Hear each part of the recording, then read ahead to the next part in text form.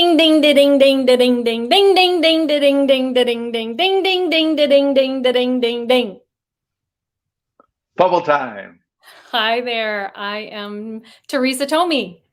And I am Patrick Ziegler. And we are Fubble Entertainment. And this is Fubble Time. Fubble Time, Fubble Time, Fubble Time. You're not making up a new song, please. I know, we've already got the ding ding dings going on. I got a smile as wide as Texas. As wide as Oregon, because I'm so excited for our guest today. And I'm excited and wore a shirt in the theme of our. Do you want to talk about your shirt real quick before we talk about it? I do. I'm really proud of it. Okay. Mark actually got it for me. Did he get it for me or we get it together? Oh, somebody's commenting. Who's here? Kevin's here. Bird watching today. Kevin. Yay, yes. Kevin. Yes, Kevin. We will talk about that. Are you doing the invitation? Yeah, I'm saying who is here. Great. So yeah, my shirt, if people can see, it's very adventurous. It's got Bigfoot on it, and it's got Bigfoot and some binoculars, and some guy having a campfire, and what else? Bigfoot holding up a selfie. Bigfoot's doing a selfie. Oh my gosh, that is hilarious. Oh, Emil is here. Well, good afternoon, Emil. Thank you guys for joining us. We are excited about your shirt, Patrick, but we are more excited about our guest. So let me do an introduction, shall I? Rich Hoyer began King Out Wildflowers, raising, oh, that's so funny. All of a sudden the word didn't sound right to me. It's bizarre. Raising butterflies and moths in his bedroom, netting tadpoles and dragonfly larvae, and catching snakes, lizards, moles, and voles with his younger brother and father before he finally discovered birding at the age of 14.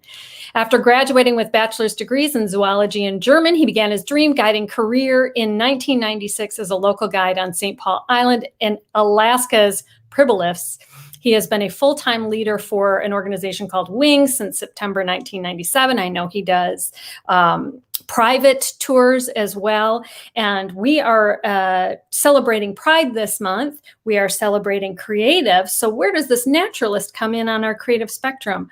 Man, does he have creativity all over him. And we're going to talk about how maybe these passions of his intersect, his left and his right brain.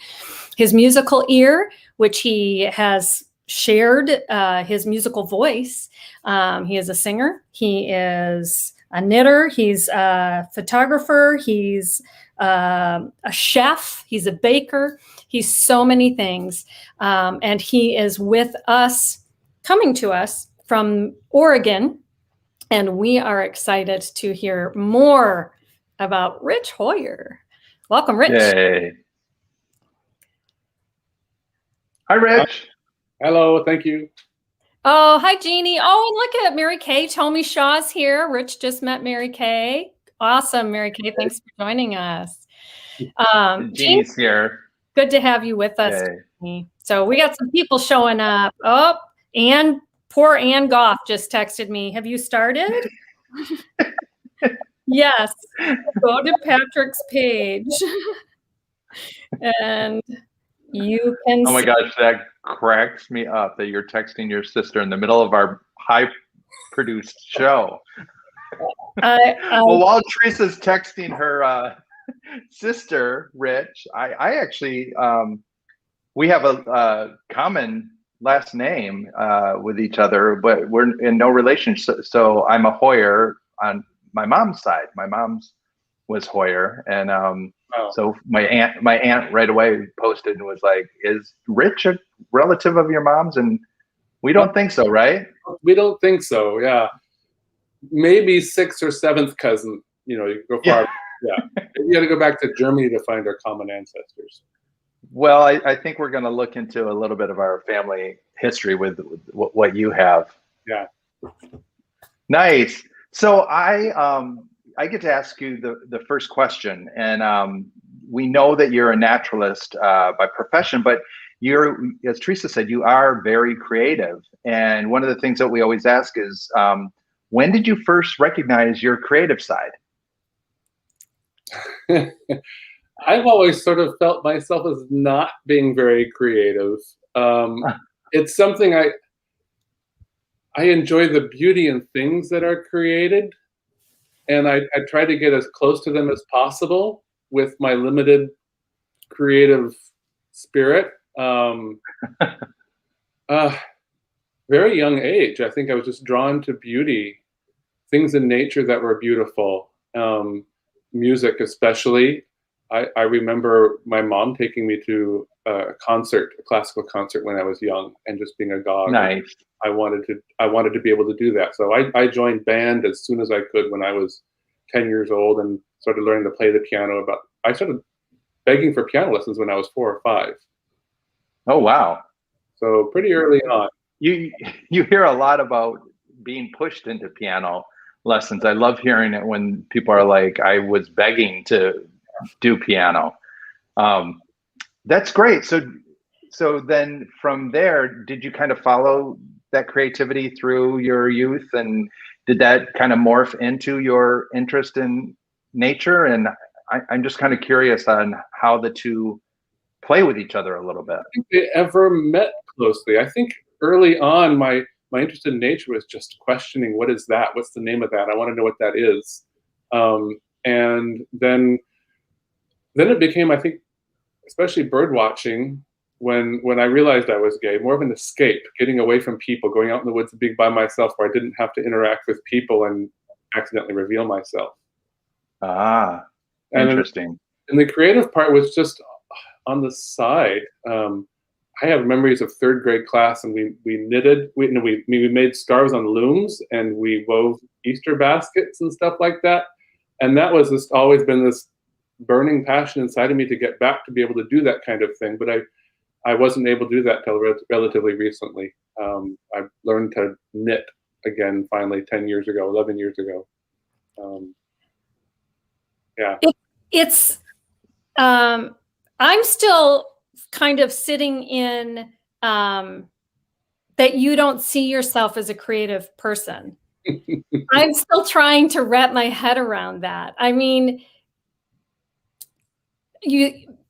I guess, the way I define creativity, I see you as such an enormously creative person. And what I love about you, so many things, but I love, in addition to being a great game player and always up to play games, Oh, wow, I didn't know that. That's yeah, fun. we play Wingspan. He's one of our Wingspan buddies, and Catan, and we play games online. You have this wonderful balance of kind of right brain, left brain, like the biology of things, but you also, you do have an appreciation for the creative side, and you contribute to the creative side. The right brain likes to be tickled, but I have to push it to be active and do something. When it comes to drawing and painting, I would love to be able to do that, but I can only paint by numbers. There has to be actually outlines with a number in that says what color you're supposed to be put in that spot. And when it comes to music, there's creativity in the sounds in my head. I kind of hum my own melodies all the time when no one's around. No one's ever heard me do it before. But when it comes to sitting down and playing the piano, I have to have music in front of me. I can't just belt out something by ear or by feel or compose a piece right there on the spot. I need to be pushed to do that more. But I need to have notes in front of me to be able to play music, for example, or memorize something. But I'm curious. Yeah, go ahead, Patrick, because I'm curious how his lifestyle relates to your Artist's Way work and your creativity. That's exactly where I was going with this, because I don't know if you know. Do you know the book The Artist's Way? No. Oh, you should check it out. I actually facilitate it, and it's all about tapping into your creativity and also where you're blocked or where you're stuck.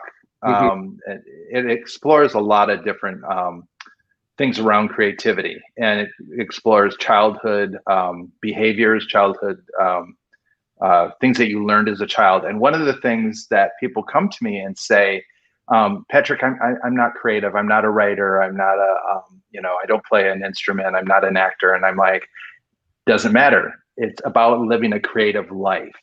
And, I had a guy that was in one of my classes that, he realized what his creativity was his life, and his palette was his world.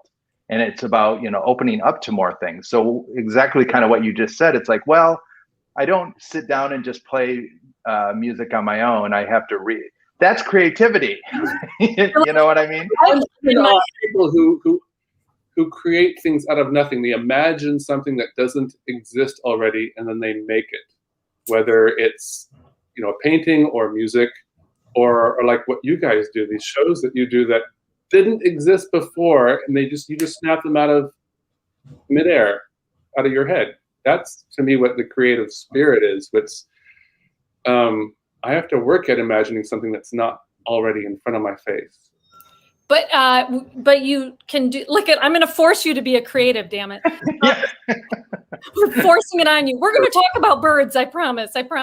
I'm just so curious. I'm so curious by this because I also see gardening as like when I would get frustrated with myself and I'd be like, I'm not being creative enough. I haven't been writing. I haven't da da da da da. And I was like, oh, but I'm gardening. Oh, that's. I mean, and to me, that's a creative activity. That's like where you put stuff in your garden and how it grows. Difficulty with. That's exactly the sort of thing. I think that's where I'm practicing being more creative is with my garden, because I go out and I have to look at it and look at it and look at it and look at it. I'm like, oh, I could put that plant over there. Whereas a truly creative person would go out there and say, you put that there, that there, that there, and that there, and move that wall over here. And I have to really work to imagine changing the garden. I'd love you to come see my garden, but it was very well designed as what I've learned is called a cottage garden. So there's the bed with the perennials, and then there's the bed with the shrubs, and then there's the trail, the path that goes around it, and there's the pink flowers over here and the purple. Yeah. And I'm trying to be more creative and move things out, and I got rid of the path. I'm digging up plants that were in the perennial bed and putting them in the place where there was nothing, and it is changing. And I'm sort of realizing, oh, then I could do this. Yeah, that's probably my most creative thing going on right now is the change in the garden and the just. Can you come and do that at my new home that I'm overwhelmed with a new garden? I would love to. Really. See, you just spoke it right there. You just spoke how you're breaking open, and so I see it in your bio, which is so interesting because Teresa and I both in what we do have to use our left brain and our right brain. With when we're producing, we're using our right brain. When we're creating, we're in our left brain with writing and stuff like that. But I'm so interested in that you studied German and biology. Is that correct? Zoology, which is like biology without the plant. Oh yeah, zoology. That's right. It's easier than a biology degree. Anyway, yeah. So there's a ton of creativity in learning the language, and how can you speak a little bit to that of how those two things work in your world today? How I use my German, for example. Oh well. I don't really use it much anymore. My first job, I mentioned in my bio that I was a guide in the Pribilofs in 96 and 97. It was a summer thing. And I was actually basically hired because I could speak German. They get a lot of German tourists. They used to get a lot of German tourists out there during the summer. The way things are booked through the internet, that's changed. And of course, cruise ships that would come out there, these smaller cruise ships full of Germans would come out there. And the first year that I was out there, was the first time they'd ever had anybody who could interpret the natural history for them. So I came up with all the bird names in German. I learned how to say the entire fur seal's natural history in German. How much I don't remember the words for the wean because I had to learn how to tell that the northern fur seal pups wean at a certain time. I learned how to say that all in German. So that's the only time I've really used it a lot since then. But you have you like learning other. Do you have other language too? Do I remember reading that someplace? Or? When I was I think before I even went to Germany, I had long since decided I wanted to go there, live for a year as an exchange student to learn the language, because you can only do it by full immersion. I think I was on my way there when I realized that I want to be doing birds something, ornithology, research, or tour guiding in the American tropics. Why am I learning German? So I actually started taking Spanish classes at the German university. I love that. It was kind of weird learning a foreign language through a foreign language, but it's actually, it's easier than it sounds. And you use that, you use your Spanish, right? Yeah, I use my Spanish all the time. And then Portuguese is so similar to Spanish. It was a matter of learning 10 lessons through the Pimsleur series of CDs to basically learn all the things you switch over between Spanish and Portuguese. So how did they teach Spanish but speak German, like we would talk in English and then speak Spanish? Would they teach? Were you teaching German? No, the teacher was from Madrid. Her name was Pilar, and she spoke German with a very strong Spanish accent. And the whole lecture, it was a big lecture hall. Spanish 101 was trying to teach these young German university students from the very beginning how to speak Spanish. And you first learn the alphabet. We all learned to say the ABCs in Spanish, and then we learned the numbers, and then some simple words and greetings. And we had, I'm saying in German, speaking partners next to us, where we practiced little dialogues like "Buenos días, cómo están," and things like that. Right. And we learned. But she would be teaching it in German. Yeah, exactly. That's what I'm saying. My gosh, your brain had to listen to the German learning Spanish. She was using very simple words. She was telling us how to say good day or good morning in Spanish. And those, of course, are words I had learned in German already. I'd had 2 years of college level German. Although that German's a very difficult language, first of all. Yeah. So I think it'd be a lot harder to learn German through Spanish if you went the other way around, because Spanish is a much simpler language. That's hilarious. I just think it's no wonder, like, you have this remarkable recall for bird. Like, we were talking the other day, we were having a conversation and I said, oh yeah, I heard a screech owl or whatever. And you were like, Western or blah, blah, blah. I can't remember what it was. And then you gave the call like immediately. All right. Oh, whiskered. Whiskered, yes. So I'm so curious, do you think either your language background or your music influence has helped your birding? Oh, absolutely. I have a funny visual memory. It's kind of screwy for colors, but my ear memory is very good. There's this thing people call perfect pitch. I definitely don't have that. That's something you maybe can train to do if you're really young. But I can hear sounds in my head that I heard 30 years ago, certain birds. Gosh, there's some amazing birds in Ecuador. I spent a summer in Ecuador in 1992, and there were some bird sounds I didn't know, but I eventually learned them by tracking them down. These days, everybody has recording equipment, and you can do playback, and the bird comes in, and you say, "Oh, that's what that is." But in '92, I didn't have any of that stuff, and I can still hear some of those sounds in my head. The plate-billed mountain toucan and the toucan barbet; those sounds will never leave my head. That's Can amazing. You do one for us? I know. Well, the toucan barbet was a fun one because, well, first of all, it's a very interesting. I can't do it. I need a partner to do it. Oh. And let me tell you why. Because they do a duet, and they sing like a perfect minor third apart. The male and the female, and the male will sing. The male is probably the lower pitched one, and it's this repeated honking note. And the female is slightly faster and a minor third higher. And if you get two people to do it, and they go in and out of phase, because one is slightly faster, so it goes. Time. Where I learned they actually will do it with them, Teresa. Well, this is how I did it. I was with my friend Hendrik. I said, "Do this," and I jumped in. Did that. I can't stand that was it.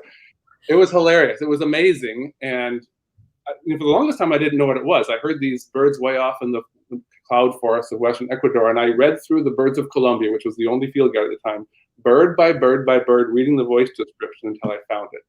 Oh my gosh. The only way to discover what it was. And then I saw it, and Hendrik was furious with me because I had just gone into the bushes to pee. And so I said, maybe we can do this. And so we did it, and they flew in. We got excellent views. And then we looked up, and there are two birders standing on the trail a little ways away just staring at us. And a farmer with a machete coming up the trail the other direction because he was clearing his field, looking at us like, what? We were very embarrassed, but excited at the same time because the toucan barbet's an amazing bird. That is such a great story. Toucan barbet. Toucan barbet. Barbet. Toucan barbet. Like toucan, like yeah, a New World like Fruit Loops. Distantly related. They're a different family, but they're related to the toucan. But do they have that kind of big beak like a Fruit Loop toucan? It's big for their size, but it doesn't go straight out like that. No. Oh my I God. love that your reference point is the toucan from Fruit Loops. Patrick's birding. Although it is funny when you bird, people start sending you. So Patrick's done a good job of sending me, hey, look at this bird that's in my backyard. And I want to know. Okay, so real quick question. I want to ask you too this. We do this because we both want to ask a question. Do I have to wait? This way I'll remember the question. Okay. Yes, because so I sent Teresa a picture of, we have 2 swans with 7 babies in the river by our house. Oh. And then yesterday it was really, really windy. And I don't know where the babies were, but the parents were in the water, in the river, and they kept on spinning like this in the water. Why would they do that? Do you know? Maybe they lost their babies. I don't know. No. Really? Could happen, and they would be very distressed. I mean, they're intelligent enough to be, a distressed animal if they lose their young. 7 babies? They could lose 7 babies like that? I don't know. That seems a very strange thing for them to not have them with them. Ooh, I don't like that. That's great. Wah, wah. We brought that down. I hope I'm wrong. Maybe you should go back and look. Yeah. Yeah. I'll go for a walk again tonight and see if they're there. Yeah. Make it a good story. Okay, brighten it up. Sorry. So, but here's my question, getting back to the bird sounds. Happens, turtles get babies all the time. Somebody just wrote that. What does that mean?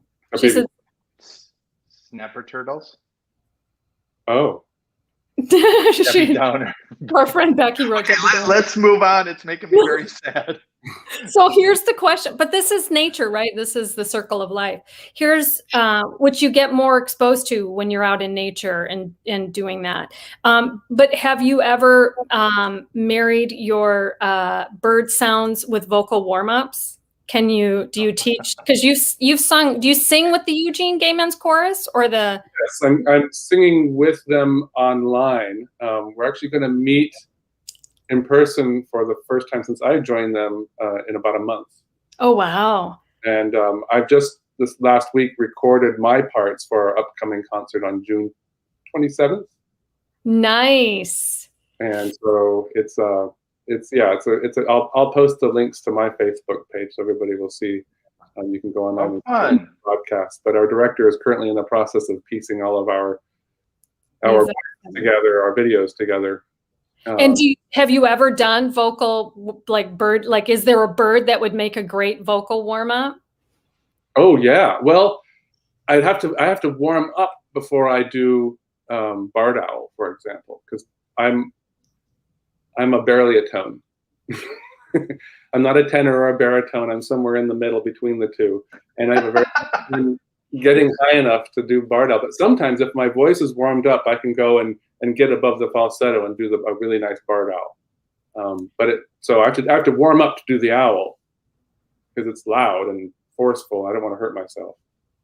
That would be a good warm up to do with them and then have them all do the owl. Yeah. That would be great. Kevin was actually on our show, and he's he does, all I can think is pointillism. That's not what he does. No, he's an embroidery. He does embroidery work. He does a remarkable embroidery work and cross stitch. Yeah, he does remarkable stuff. So he wants to know if you have any of your knitting handy. Just right in the other room right there. I'd have to get it. Well, is it easily grabbed? Because if it's easy, can we do it right now? Oh, yeah. Sure. We got to go with our viewers. Okay, so I'm going to make sure that those Swan's babies are still with them. Yes, and I would like to point out while we're waiting for Rich. Oh, here he comes. Mary Kay. This is the biggest project that I've ever done for something for myself. I started it exactly a year ago. It was late June when I finally cast on, although it was a year and a half of swatching. And I finally finished at the end of October, just in time for... oh my gosh. Well, let me just go stand up. So it's a sweater. Wow. Wool. It's not a super expensive wool, but it is really nice wool, very warm. And I first wore it, I think it was Halloween night, on a hike way up high in the Cascades with two friends looking for boreal owl. And it was 26 degrees Fahrenheit, but it's perfectly still night, and I got overheated in it. We hiked about 4 miles. It got way too hot. But then I got back to my car and realized I'd forgotten to bring my sleeping bag. Oh no! And I meant to sleep in my tent, so I didn't sleep in the tent. I just slept in the back of the rental car wearing this, and wrapped myself in blankets, and that worked for about 3 hours, and then I needed to turn the car on. But it's really nice. It's these fun cables, 3 different kinds of cables. It's beautiful. Fisherman's cable and a little sort of switch thing. It's somewhat pilly, but that's okay. It's for warmth.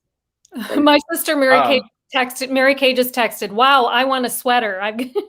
She wants one. And Kevin, what a nice comment. So true. Knitting, bird calling in German. You're a Renaissance man, Rich. It's true. I mean, you're a creative. Yeah.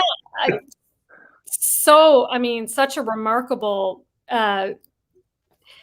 life that you live. I mean, so talk about your birding guides, like what you do. I mean, you're an adventurer. Like talk about what you do. What does a day in the life of Rich look like when he's not knitting and gardening and baking and cooking and singing? It's a lot of responsibilities, a lot of planning, a lot of forethought. I'm in the field with a group of people, and I want people to see everything. Sort of my goal is to, I guess, I relive the excitement of seeing a bird that I think is beautiful or has a beautiful song in a beautiful habitat. Even if I've seen it a million times, it's more exciting to me to see it that millionth time if it's new for everybody else around me and I can share that. So that's why I lead tours. And then I have to decide in the morning when we're getting up. I have to make sure we're going to have breakfast. Sometimes it's easy. The lodge does breakfast when I tell them, but sometimes the lodge says, we don't do breakfast before 8 a.m. Like, okay, so I have to decide we're going to go birding early before breakfast, then we're coming back for breakfast. I make those decisions. So, and then I have to tell my driver, if I have a driver, or on my Oregon tours and some of the Mexico tours, I do the driving. I have to decide when we have to get in the vehicle, where we're going to stop and bird, and how long we're going to be there. I have to make sure that everybody's informed all the time. A lot of it's managing expectations. I'm not a psychologist, but sometimes it would be really good to have a degree in psychology. To deal with humans. But truth be told, I think we birding tour leaders are super lucky with the kind of people that come on our tours. I know people who lead other kinds of tours, sort of general tours. They like shopping tours and Taj Mahal and the Egyptian ruins or national parks, just general. And they have lots of horror stories that I never have because I just have the cream of the crop when it comes to people that go on organized tours. Oh, that's nice. What's the most remote place that you've been to? Maybe alone and with a tour. Well, we go to some places in Peru by boat that are pretty remote, or even Brazil in the Amazon basin. In Bolivia, I would say some of the places in Bolivia I've been the most remote, and that if something really happened, it'd be really hard to get out of there in a hurry. There's maybe little villages nearby, but they don't have much in the way of facilities or health issues. With a town called Apollo, I think Apollo actually may have a functional airstrip now or soon, but it's like a a 9-hour bumpy ride from La Paz. And it's, wow. So we stay in a very funky little hotel. It's like actually a private house along halfway on the. That's like one of your favorite places on earth, right? It really is so fun, and there's just birds everywhere. You just stop along the roadside anywhere, and there's interesting birds, and I'm always learning something there. Yeah, it's a lot of fun. Before I ask this question, Mary Ann says Mary Kay does not get a sweater from Rich before I do. How did it even become that Rich, you're giving the Tomei sisters sweaters? Mary Kay requested one. So. I know, but it doesn't mean Rich is doing it. I love that Ann is like, Mary Kay doesn't get one first. I love it. I love it. So what question were you going to ask? Just, could you go back to, I'm so curious. You tapped into something, this being Pride Month and, being young and gay and trying to figure life out and everything. And you said that you would go into your solitude, into the woods. And, is that where the interest with birds came, or do you feel like it came before that? And what did it do for you when you did go there and hear them and find that comfort? Oh, that's a good question. What did it do for me? Is that the main? Yeah. Well, I mean, I was definitely getting interested in birds beforehand, and I wanted to know what things were. I actually could see that I had an interest in birds before even I became a bird watcher, because I was in charge of our chickens and collecting the eggs in the morning. We had 90 laying heads on our farm. And I was 10 to 14. We had a small farm, a fruit orchard, and we sold the eggs. And I always enjoyed just watching the chickens. I was a chicken watcher before I was a bird. And my parents. How interesting. My family has the area that I'm in, we're all farms as well, Hoyer Farms. Oh, so. Oh, my mom was always going to have a farm. In fact, we had a cow until I was 3. I don't remember the cow. But then after 10, we had pigs and goats and all these chickens and turkeys and rabbits. And I enjoyed watching our chickens, and I tried to watch them lay eggs. So it was there. And I knew a lot of bird names just because my mom and dad had always pointed them out to us. My dad was a bird watcher when he was young. So I knew a lot of the common birds that a lot of people don't know. I knew Cooper's hawks. I knew what barn owls were. I knew the difference between starlings and brewer's blackbirds, but I wasn't a bird watcher, really. And it was moving to California when my mom didn't know a bird in our yard that I had to find out what it was. And I think then going into the woods behind her house, which wasn't really an option when we were in Oregon. In California, we lived in a really small town in Northern California where it's just woods behind our house. I could get away, and I wasn't obliged to try to be friends with people. And I think that they meshed that way. If I had been a social person and accepted, and then there's something also happened at the same time that was unrelated to my being gay, and that's I tried to share my excitement with birds to my 8th grade class, and my teacher made a fool out of me, made me feel really embarrassed. Awful. So I became a closet birder for several years. You were in the closet all over the place. That is what I was talking about. Go ahead. It was my sophomore year of high school then, after I'd been birding for over 2 years, that I realized that my high school biology teacher liked birds and bird watching. And I finally sort of admitted to her that I was a bird watcher. Wow. I didn't admit to other students that I liked birds too. It was hard. I invite you to get the Artist's Way book, because there's a whole section called Creative Monsters. And you write a letter to that creative monster and you let them have it. And it's a really great lesson. What'd you say? This 8th grade teacher would be one of those monsters? Yeah. It sounds like it, yes. Yeah. But the good news is you still followed your path. So many people have a creative monster like that stop. Like, somebody shares about they want to be a singer or whatever, and somebody, stifles them and they don't do it. So good for you for continuing. My husband Mark writes, Rich Hoyer, welcome to the wonderful competitive Tommy family. and to that, and for the wonderful part, compassion coming from Ann Goff. What a terrible teacher! What a sad thing. But she goes on to say, "Confessions of a Closet Bird Watcher" sounds like a book. I like it. I like it. So for people who, two quick things, and then I know we've got to start wrapping things up. Yeah, I know we're done. This is so cool. It's so amazing. Yeah, you're such an eclectic guest for us. I love it. In terms of birding, what can you? Easy question first. You use the word bird watcher. I've heard you say that quite a few times. I'm a bird watcher. I've also been out in the field and somebody will say bird watcher and then people go, well, I'm a birder. Like do you use them interchangeably? And can you tell us what the difference is?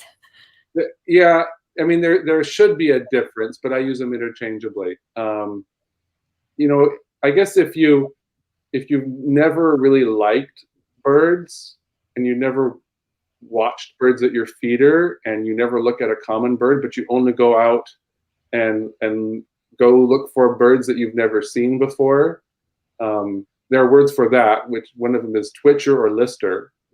But that's also birding. I mean, birding does imply a little bit more than just watching birds. You can just sit and watch the same old chickadees at your feeder every day for the rest of your life, and you're a bird watcher. Right. But if your neighbor has a different kind of chickadee, and you go over to your neighbor's house to go see it because you've never seen a chestnut-backed chickadee, that's more like birding. Birding implies you're going someplace specific. You're actually doing it. At different birds, and you're looking for different birds, and you're adding birds to your list, but you're not doing it only to add birds to your list. You still like to watch birds. So, and I do both. I've gotten a little less interested in adding birds to my lists, but if it's convenient, doesn't involve a really long drive, especially through a big city, I'll go chase a rare bird. There's a least flycatcher in Lane County right now, and a really, really good bird. But I just learned it's an hour and 20-minute bike ride away. It's almost 20 miles bike riding, and I'm not sure I want to bike that. Well, that's good to do it on bike. I'm considered a birder because I moved into this new house, and outside of my kitchen window, the person that lived here before had a bird feeder and it was empty. So I went and got bird seed this weekend, and now has birds. So does that mean that I'm a birder? You have to identify them. You have to want to identify. You have to want to know what they are and actually get a book and identify them. Or I thought that was birding. Yeah, wow. You're a birding versus a bird watcher. No, you're a bird watcher. You're not a birder. Oh, okay. So real quick, you've got a blog, and I'm going to put that up here for people. Is it active? No, well, yes. I just haven't written anything to it since the end of March. Good. That's good. But I have something in the works. I've actually, yeah. Oh, good. Well, I put it in the chat, and I'll put it up here for everybody to see. But in the chat, people can actually click on it and go over to it easily. But I'll show it visually here. And while you're doing that, Anne said she'd be happy to come up and drive you on Saturday if you want to go look for the least flycatcher. Jeannie knows our time is coming to an end here, so this time passed too swiftly. Thank you, Rich, for all your sharing. I'm a bird lover and feel they're one of our greatest blessings from God. Jeannie, I certainly agree with you on that. Birds are a gift to us, for sure. Save the birds, save the planet. And the other day, which was really cool, is I was in my bedroom and I was journaling, and I have a dog that's potentially have something going on with her. We know she's going to be fine and healthy. But a cardinal flew and stuck on my screen window of my bedroom and looked in for a minute and then flew away. And my dog was laying right there. And I know that that's supposed to be good energy with cardinals and everything. So maybe that'll be your spark. Don't. Yeah. My what? Maybe that'll be your spark bird. I like that. Do you want to tell them what a spark bird is?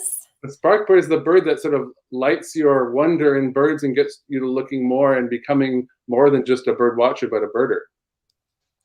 I think Teresa's my spark bird.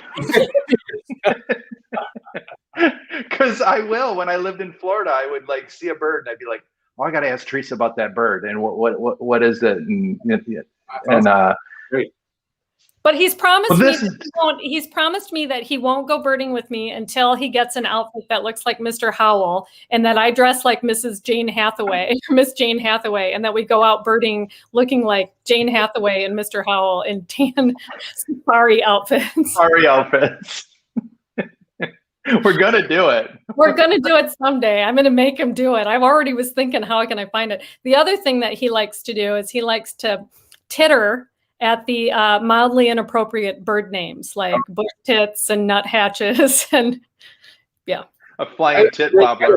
A quick story. A lady came on a tour. She's from Michigan, by the way, and she'd never been on a bird watching field trip of any kind whatsoever. So she'd never actually met a group of bird watchers. And she, we met at dinner and we're all wearing nice casual attire the first evening. The next morning, we're going birding, meet out in front of the hotel at 6 o'clock, and we're out there and everybody's in their birding attire, and she just fell apart laughing. She thought it was hilarious.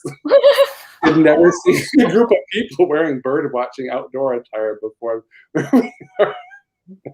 That's great. Oh my God. Yeah. And Anne says, Teresa, you already dress like that.